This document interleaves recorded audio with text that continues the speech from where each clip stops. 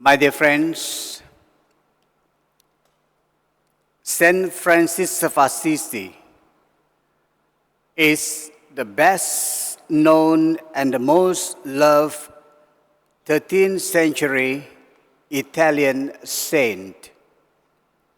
He was born in Assisi, Italy, the son of a rich merchant. His father, Pedro Bernardone, was a rich cloth merchant. As a carefree young man, he loved singing, dancing, and partying.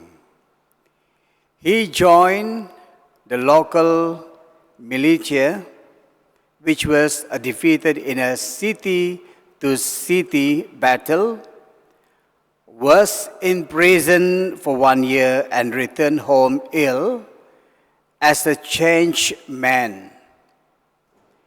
He marked his conversion by hugging and kissing a leper.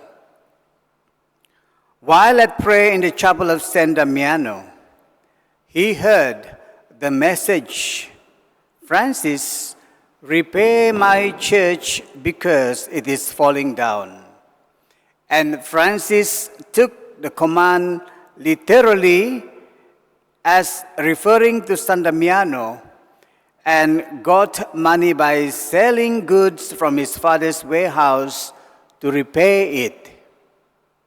His father was furious and publicly disowned and disinherited Francis. And Francis promptly gave back to his father everything except his hair shirt and started living as a free man, wearing sackcloth and begging for food. Possessing nothing, he started preaching and living out the gospel of Jesus literally. Strangely enough, a few youngsters were attracted to Francis' way of life and joined him. Pope Innocent III had a vision of a small man in sackcloth supporting on his shoulder and leaning walls of St. John's Lateran, the Archbasilica Cathedral of the Most Holy Saviour, and of Saints John the Baptist and Saint John the Evangelist, first public church in Rome, the Pope's Cathedral Church as Bishop of Rome, and so the visible center of the Roman Catholic Church. When Francis approached him to ask for permission to form a religious order which would live out the gospel in poverty, the Pope recognized little man in his dream and gave him approval. Subsequently, Pope Innocent approved the religious order begun by Francis, namely the Friars Minor or Lesser Brothers, which practice charity and along with the vows of poverty, chastity, and obedience. Soon, the Franciscan order became very popular, attracting large numbers of committed youngsters. The friars traveled throughout central Italy and beyond, preaching and inviting their listeners to turn from the world to Christ. And Francis sent missionaries to preach in other European countries and England. And in his life and preaching, Francis emphasized simplicity and poverty, relying on God's providence rather than worldly goods. The brothers work or beg for what they needed to live, and any surplus was given to the poor. Francis wrote a more detailed rule which was further revised by new leaders of the Franciscans in ways that changed Francis' initial vision. So, Francis gave up leadership of the order and retired to the mountains to live in secluded prayer. There, he received the stigmata or the 5 wounds of Christ on September 14, 2 years prior to his death. My dear friends, Francis became partially blind and ill during his last years. He died at Porciuncula on October 4th, 1226, at the age of 44, and was canonized in 2 years. Francis called for simplicity of life, poverty, and humility before God.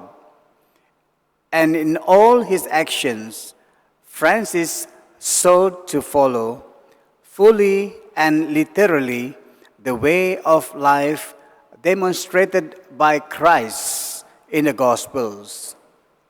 He loved God's gift to us of nature, animals, and all natural forces, praising God for these brothers and sisters.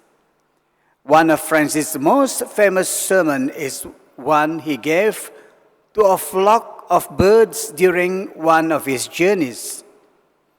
And from that day on, he solicitously admonished the birds, all animals and reptiles, and even creatures that have no feeling, to praise and love God, their Creator.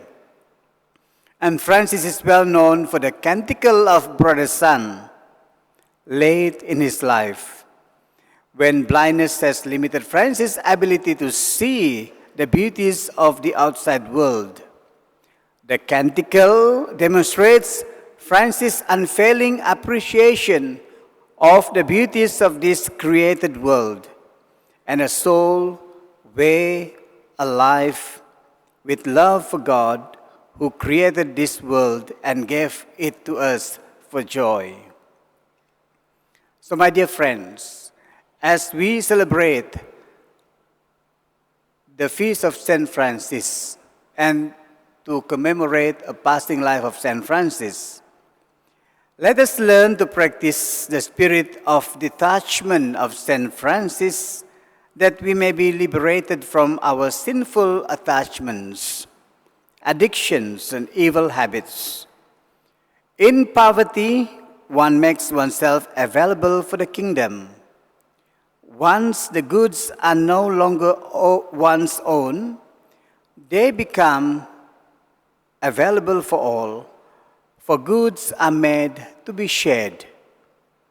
Let us preach the good news of Jesus, love, mercy, and forgiveness, as St. Francis did, by imbuing the true spirit of the gospel, loving all God's creation, and leading transparent Christian lives, radiating Jesus all around us.